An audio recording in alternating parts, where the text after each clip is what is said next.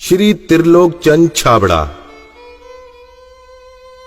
यह मेरे भारत की छोटी सी एक झांकी है।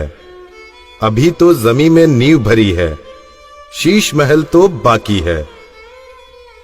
मिशन आर्थिक आजादी के जनक श्री त्रिलोक चंद छाबड़ा जी का जन्म सन 1957 में राजस्थान के अजमेर जिले के एक छोटे से गांव नानसी में हुआ। पिता मोहनलाल जी गांव में एक छोटा सा जनरल स्टोर चलाते थे। माता धापू देवी गृहिणी थी। 6 भाई बहनों में से श्री टी.सी. छाबड़ा जी तीसरे नंबर के पुत्र हैं। अपनी प्रारंभिक शिक्षा इन्होंने अपने गांव में और उच्च शिक्षा जयपुर में पूरी की। विलक्षण प्रतिभा के धनी श्री त्रिलोक चंद छाबड़ा जी सफल व्यवसायी के साथ साथ एक संगीतकार, गीतकार, लेखक और एक अच्छे वक्ता भी हैं। मेरी शादी बचपन में जल्दी हो गई थी और 77 में हुई और बहुत ही सरल और स्वभाव के और अच्छे स्वभाव के मुझे मेरे हस्बैंड मिले। हम एक भिलवाड़ा आए और फिर 2000 में ये जो सिस्टम है आरसीएम चालू किया। आई वॉज 18 ईयर्स जब आरसीएम की शुरुआत हुई और हमारे सामने ये सब चीजें हो रही थी जब हम एजुकेशन में थे और हमारे पापा ने बिजनेस स्टार्ट किया था और वो शुरू से बहुत ही सिंपल पर्सन रहे, तो उनका जो स्टाइल ऑफ बिजनेस था वो भी बहुत सिंपल था। But at the same time वो ये जो उनका एक प्रिंसिपल है कि things should be in a very organised manner. Trilok Chand Chhabra ji को मैं लगभग पिछले 27 सालों से जानता हूं और उनके सानिध्य में मैंने काम भी किया है। छाबड़ा जी की जो सबसे पहली क्वालिटी है कि या तो लोगों पे जिन लोगों पे भी जो विश्वास करते हैं उन लोगों पर पूरा बिलीव करते हैं, और दूसरे उनकी जो क्वालिटी है कि वो किसी काम को करने की जब ठान लेते हैं तो उस काम को किसी भी हालात में उसको पूरा करते हैं। जब ये चालू किया था आरसीएम, उससे कुछ समय पहले कुछ सिस्टम यहाँ हिंदुस्तान में चलते थे जो जानकारी में आए, तो एक दिमाग में पता नहीं एकदम विचार से आया कि ये तो बड़ा सुंदर सिस्टम है। अगर हम इसमें नॉर्मल प्रोडक्ट जो हमारे रोज उपयोग होते हैं वैसे प्रोडक्ट लाकर अगर करें तो ये तो देश के लिए बहुत अच्छा सिस्टम है, बहुत सारे लोगों को इसका लाभ मिल सकता है।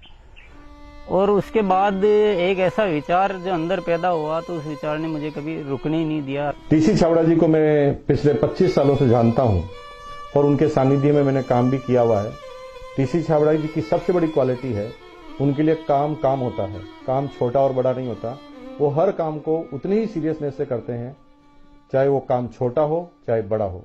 मुझे याद है जब आरसीएम की सबसे पहली मीटिंग हुई थी, एकदम फर्स्ट मीटिंग, मैं उस मीटिंग में प्रेजेंट थी और वो एक पेड़ के नीचे बाहर मीटिंग हुई थी जहाँ पे मुश्किल से शायद 20 लोग बैठे होंगे। क्या मालूम, इनसे पहली बार मिलते ही मुझे लगा कि कुछ विशेष व्यक्ति है ये, जो बोल दिया एक बार फिर वो याद है, वो एक कंप्यूटराइज काम हो गया। मेरी एक नेचर है कि मुझे अगर कोई चीज अच्छे से समझ में आ गई, मैं कन्विंस हूँ कि हाँ ये जिंदगी में सही है या ये काम सही है, तो मैं फिर किसी के रोके रुकता नहीं हूँ। तो आरसीएम की भी यही कहानी है। शुरू में सबने मना किया, परिवार वालों ने भी मना किया, दोस्तों ने भी मना किया, बहुत सारी चीजें भी हुई, लेकिन मैं कन्विंस था, मुझे समझ में आ गया था कि ये सिस्टम है, इसको देश को इसकी जरूरत है, आम आदमी की जरूरत है। वो हमेशा एक ही चीज बोलते हैं लाइफ में कि चाहे दुनिया कहीं पे भी कुछ भी कर रही हो, चाहे पूरी दुनिया भी अगर वो चीज कर रही है और अगर वो गलत है तो हमको उसका साथ नहीं देना चाहिए, हमको हमेशा सही चीज ही करनी चाहिए। जो उन्होंने अपने जबान से कहा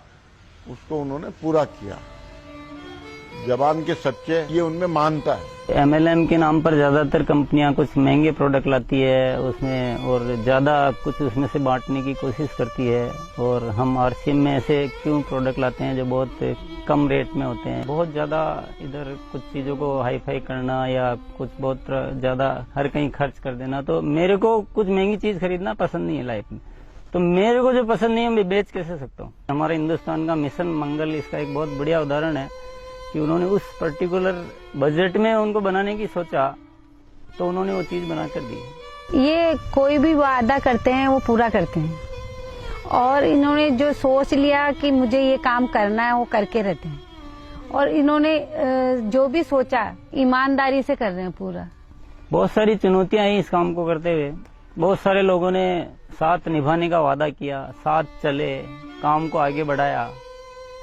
फिर उनके मन में पता नहीं क्या लालच आया तो उन्होंने पूरा बाहर जाकर एक नई कंपनी शुरुआत की और पूरा आरसीएम पर अटैक करना चाहिए और आरसीएम के सारे लोगों को, सारे सिस्टम को तोड़ने की एक बार नहीं कई बार बार ऐसे प्रयास हुए कि जब ऐसी घटना हुई है तब आरसीएम में बड़े निर्णय हुए हैं।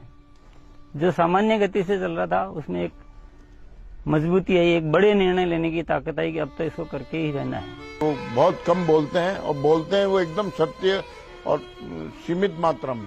डायरेक्ट सेलिंग सिस्टम में एक बहुत बड़ी बात सीखने को मिली कि लोगों को कभी भी आप ओवर कमिटमेंट मत करो। 2011 में जो हमारे साथ में ये गवर्नमेंट का हुआ उसमें बहुत अलग हमारे पर इफेक्ट हुआ इस चीज का कि ये भी होता है क्या लाइफ में ऐसा। और वो ये जो एक फेज था वो बिल्कुल बहुत कठिनाई का दौर था, बहुत खराब स्थिति से हमें गुजरना पड़ा। मेरे परिवार पर संकट आए और परिवार से ज्यादा जो हमारे जो टीम है, हमारे जो इतना बड़ा हिंदुस्तान में परिवार बन चुका था, उसको सबको दिक्कतें आई। लेकिन एक मन में विश्वास था कि आखिर जो सत्य हो तो सामने आएगा। ऐसा ट्रैजिक पीरियड आया था कि पूरी दुनिया ने ही बोल सकते साथ छोड़ दिया। इनफैक्ट जो एकदम अपने बोलने के लिए होते हैं उन लोगों ने भी साथ छोड़ दिया। लेकिन पापा की वो जो हिम्मत थी और जब भी हमने उसके बाद या उस दौरान जब भी हमको मौका मिला उनसे बात करने का, उन्होंने एक ही चीज बस हमको बोली थी कि सब कुछ ठीक होगा क्योंकि हमने कुछ गलत नहीं किया किसी के साथ। हमारे जो आरसीएम परिवार है उनका इतना विश्वास था कि उन्होंने 1 साल इंतजार किया और पूरा डटे रहे। और जब उनका इतना विश्वास था तो उस विश्वास में इतनी ताकत आ गई और ये सब चीजें, जो भी संकट का समय था वो निकला और अब सब चीजें धीरे धीरे अच्छी हो रही है। ऐसे साथी मुझे इस सिस्टम की वजह से मिले। आज इतनी बड़ी सेना कह सकते हैं, इतना बड़ा परिवार कह सकते हैं देश के कोने कोने में, और उसमें इतने जो संस्कार बने हैं, ये हमारे लिए एक बहुत खुशी की बात है। इतना बड़ा व्यापार उद्योग धंधा होने के बावजूद, इतनी बड़ा साम्राज्य होने के बाद भी उनमें तनिक भर भी अहंकार या पैसा होने का घमंड दिखलाई नहीं देता है। ये उनकी सादगी और उनकी महानता को दर्शाता है। मुझे मेरे फादर इन लॉ की एक क्वालिटी सबसे अच्छी लगती है कि वो आज इतना बड़ा बिजनेस करने के बावजूद भी वो इतने डाउन टू अर्थ है कि किसी को भी विश्वास नहीं होता जब मैं उन्हें उनकी बातें, उनके किस्से सुनाती हूँ। एक छोटी सी बात ले लीजिए, अगर हम जब भी खाना खाते हैं हम डाइनिंग टेबल में बैठ के खाते हैं, पर वो आज भी प्रेफर करते हैं कि हम जमीन पे उनके साथ बैठ के उनके साथ भोजन करें। त्रिलोकचंद जी छाबड़ा एक व्यक्ति नहीं, आंदोलन है। उनके जीवन में उन्होंने बहुत संघर्ष तो किया ही है, लेकिन सबसे बड़ी बात उनमें है सादगी और सच्चाई। आरसीएम की शुरुआत से ही मैं काम कर रहा हूं और जब आरसीएम बिजनेस की शुरुआत हुई थी तो टीसी छाबड़ा जी की एक सोच थी कि दुनिया में जो कंपनियां आती है मल्टी लेवल मार्केटिंग में, वो बड़ी बड़ी और महंगे महंगे प्रोडक्ट लेकर आती है। तो टीसी छाबड़ा जी की सोच थी कि मैं एक ऐसी कंपनी की स्थापना करूं जो इस तरह के प्रोडक्ट बनाए जो इंडियन रेट में हो, इंडियन कल्चर में हो, इंडियन मेंटालिटी को सूट करते हो और आम आदमी उस बिजनेस को कर सके, आम आदमी अपने जीवन को बदल सके। 2016 में इसकी गाइडलाइन जारी की गई भारत सरकार द्वारा। उसके बाद से इसमें काफी स्पष्टता आ चुकी है। उसके बाद हमने पूरे सिस्टम सेट किए, हमने पूरे टेक्नीशियंस सेट किए, हमने लेबोरेटरी सेट की और इतना बड़ा सेटअप हो चुका है कि आज हमारे आरसीएम की प्रोडक्ट रेंज में करीब 400 प्रोडक्ट शामिल हो चुके हैं और आगे ये श्रृंखला चालू है। आरसीएम क्यों अपनी ओन मैन्युफैक्चरिंग इकाइयां स्थापित करता है या अपना सेटअप क्यों लगाता है, इसके पीछे जो मुख्य कारण है कि आरसीएम ने अपने प्रोडक्ट डेवलपमेंट में 4 कमिटमेंट कर रखे हैं कि ये चारों चीजें हमेशा रहेगी। पहली चीज है प्रोडक्ट उपयोगी होंगे, दूसरा स्वास्थ्य के लिए अच्छे होंगे, क्वालिटी नंबर 1 होगी और रेट बहुत रीजनेबल होगी।